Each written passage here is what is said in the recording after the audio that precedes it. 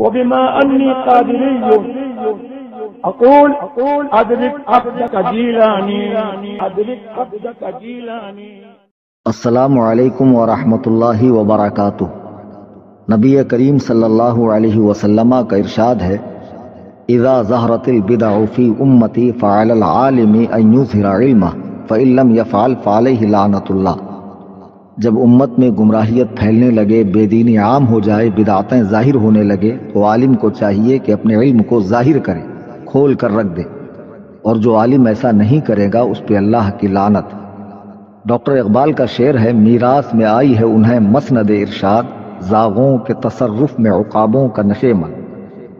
عزیزان محترم، 24، 25، 26 فروری 2023 کو ماریرا شریف میں عرس سیدی برکاتی منایا گیا، یعنی حضور سید العلماء سند الحکمہ علامہ سید آل مصطفیٰ عرف سید میاں مارہروی رحمۃ اللہ علیہ کا 49واں 49 ایئرز کا عرس پاک منایا گیا۔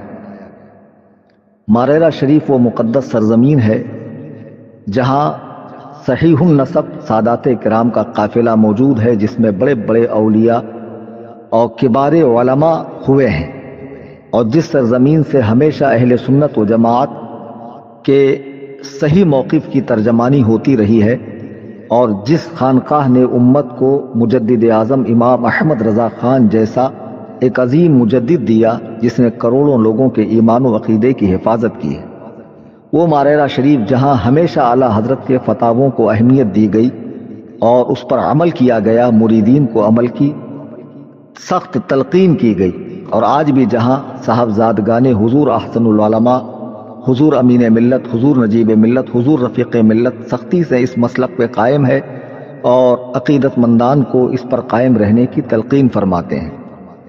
جیسا کہ آج رافضیت کی وبا عام ہے اور کئی خانقاہیں اس کے ہتھے چڑھ چکی ہے، اور ہر خانقاہ میں ایسا ہو رہا ہے کہ بزرگوں کی روایات سے ہٹ کر کوئی نہ کوئی ایک شخص ایک الگ راہ چل رہا ہے۔ ایسا ہی ماریرا شریف میں بھی ہے۔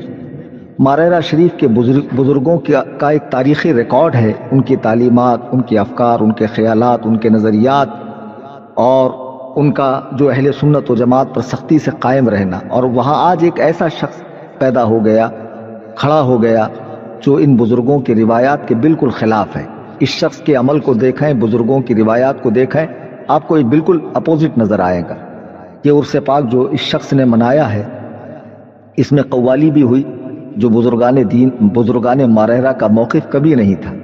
صحابہ پہ بھونکا گیا، اس میں ایسے لوگوں کو بلایا گیا کہ جو جن پر علماء حرمین طیبین نے کفر کا فتویٰ دیا، انہیں مسلمان سمجھنے والوں کو بھی بلایا گیا، انہیں خلافت بھی دی گئی، حتیٰ کہ سڑے ہوئے تفضیلیوں کو بلایا گیا جو حضرات صحابہ پر بھونکتے ہیں۔ اس عرس پاک میں بے شمار شرعی خرابیوں کے ساتھ ساتھ ایک بہت ہی گمراہ کن اعلامیہ بھی جاری ہوا ہے، یعنی اعلان جاری ہوا ہے۔ تو اس اعلامیہ میں جو باتیں لکھی گئی ہے وہ اہل سنت و جماعت کے سچے مذہب کے بالکل خلاف ہے۔ اس میں کئی باتیں ایسی ہے جس میں سخت پکڑ ہے، لیکن میں صرف ایک چیز کا ذکر کروں گا، باقی جیسے جیسے علماء کی نظر پڑے میری گزارش ہے، دست بستہ میں عرض کر رہا ہوں کہ اس اعلان کو مکمل سنیں اور دینی ذمہ داری سمجھتے ہوئے تمام سنی بھائیوں میں اسے عام کریں، اور تمام وہ سنی خانقاہیں جو مسلک اہل سنت پہ سختی سے قائم ہے، وہ خانقاہیں، تنظیمیں، تحریکیں سب متحد ہو جائیں اور اس اعلامیے کا بھرپور رد کریں۔ ائمہ مساجد، علماء کرام، شورا اسلام، سادات کرام اس میں آگے آ کر تحریر جاری کریں، وائس کلپ جاری کریں، اور اہل سنت کا سچا مذہب کیا ہے عوام کو بتائیں، اور اس گمراہ کن اعلامیہ جسے کہ لکھنے والے، پھیلانے والے، اس کے مؤیدین، یہ سب کے سب گمراہیت کا شکار ہوتے نظر آ رہے ہیں۔ اس اعلامیہ میں 8ویں نمبر پہ ایک بات لکھی ہے کہ ترتیب خلافت برحق ہے، اور عام اہل سنت کے نزدیک ترتیب خلافت ہی ترتیب فضیلت کی بنیاد ہے۔ یہ کہا جا رہا ہے کہ جو حضرت ابو بکر، عمر، عثمان، علی جو خلیفہ ہوئے ہیں، یہ ترتیب تو ٹھیک ہے، لیکن اس میں افضل ابو بکر ہیں، پھر عمر ہیں، پھر عثمان ہے، پھر علی ہے، یہ عام اہل سنت کا خیال ہے۔ ایسا اہل سنت و جماعت کا اجماعی مسئلہ نہیں ہے، معاذ اللہ رب العالمین۔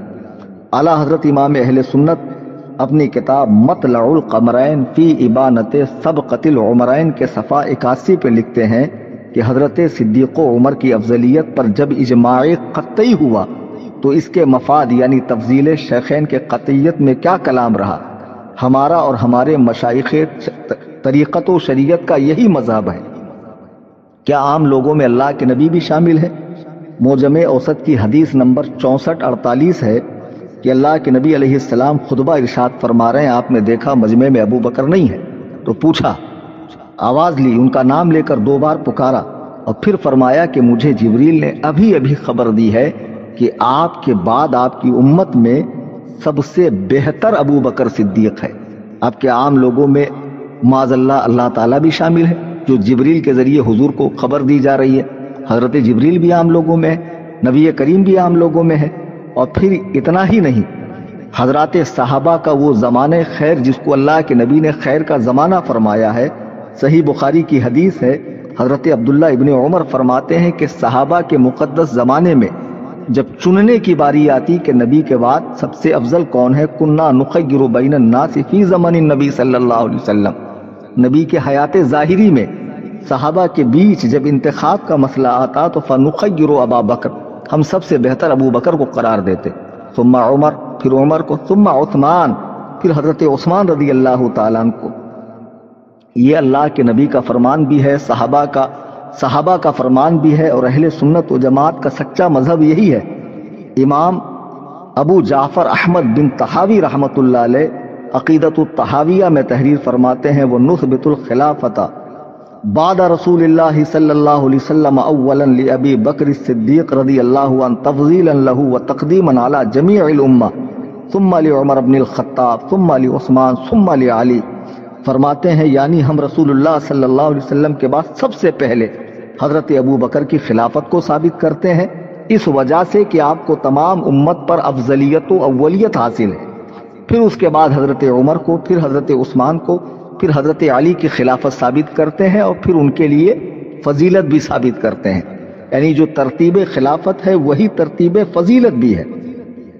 تو کیا ان فقہا کو بھی نہیں معلوم ہے؟ اور یہ فقہا بھی عام لوگوں میں ہے۔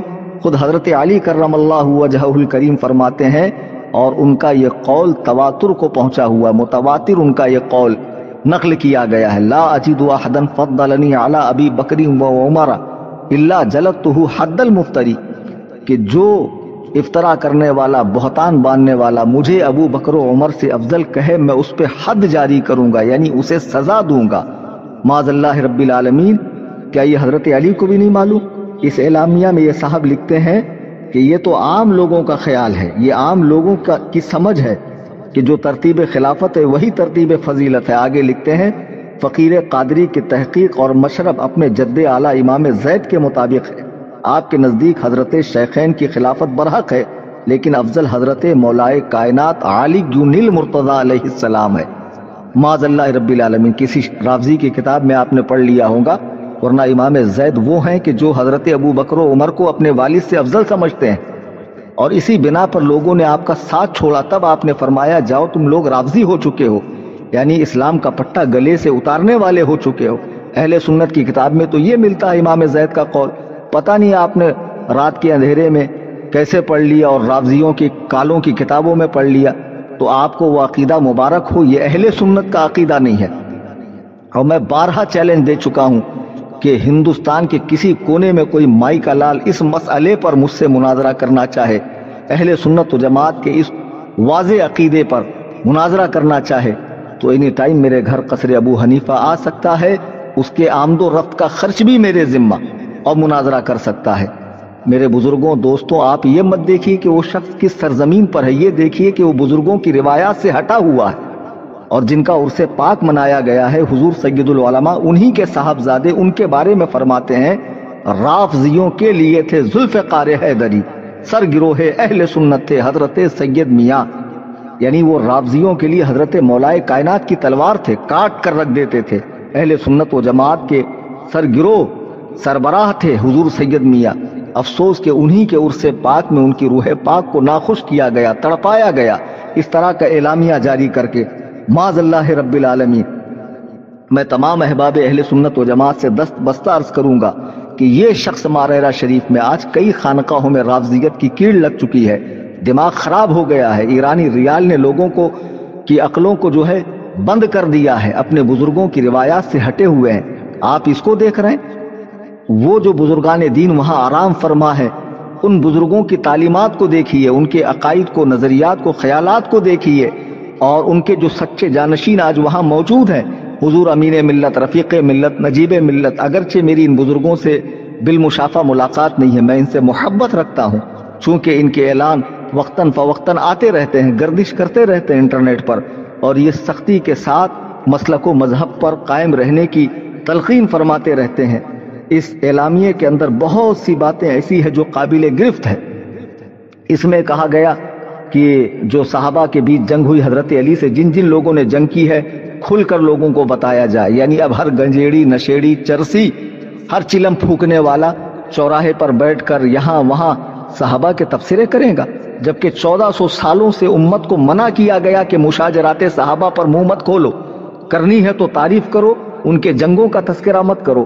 جب تم جنگوں کے تذکرے کرنے لگے اور ایک فریق کو برا کہنے لگے، تب ضرورت پیش آئی کہ ان کا عرس منایا جائے، ان کی یاد منائی جائے، اور ان کے دینی کارناموں سے امت کو آگاہ کیا جائے.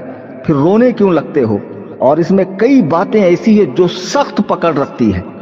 ہر عالم اسے پڑھے اور پڑھنے کے بعد اپنے اپنے طور پر اس میں کیا پکڑ ہے قرآن و حدیث کی روشنی میں لوگوں کو بتائے. میں پھر دست بستہ عرض کروں گا، یہ ایمان و عقیدے کا مسئلہ ہے. علماء کرام للہ خاموشی اختیار نہ کریں. آج ہماری خاموشی بہت بڑے فتنے کو جنم دے دیں گی. لوگ، بھولے بھالے لوگ، محبت اہل بیت کے نام پر، خدا کی قسم محبت اہل بیت ہمارے ایمان کا حصہ ہے. یہ کیسے ہو سکتا ہے کہ اہل بیت پاک سے محبت نہ ہو اور کوئی مومن ہو جائے؟ لیکن صحابہ پر بھونکنا یہ رفض ہے، یہ رافضیت ہے، یہ شیعت ہے، یہ خباثت ہے، یہ سبائیت ہے، یہ یہودیت ہے. اور یہی ہو رہا ہے آج.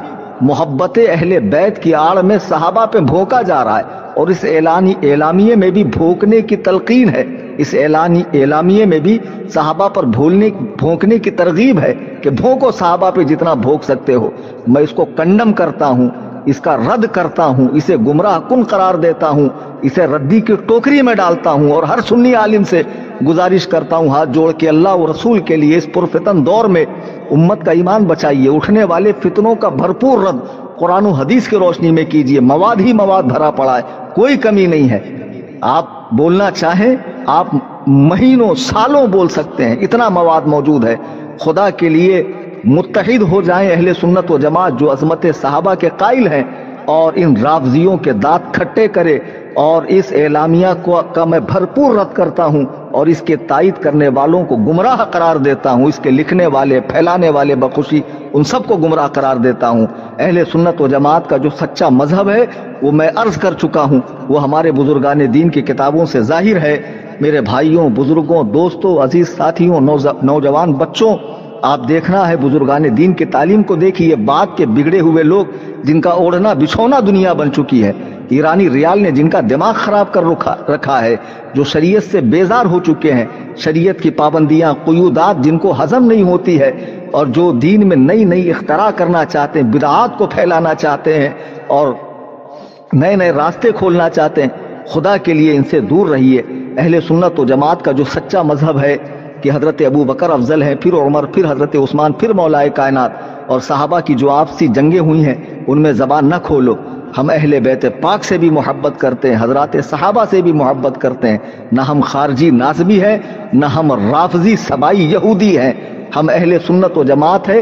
اور امام اہل سنت کا یہ شعر، اہل سنت کا ہے بیڑا پار، اصحاب حضور نجم ہے اور ناؤ عطرت رسول اللہ کی.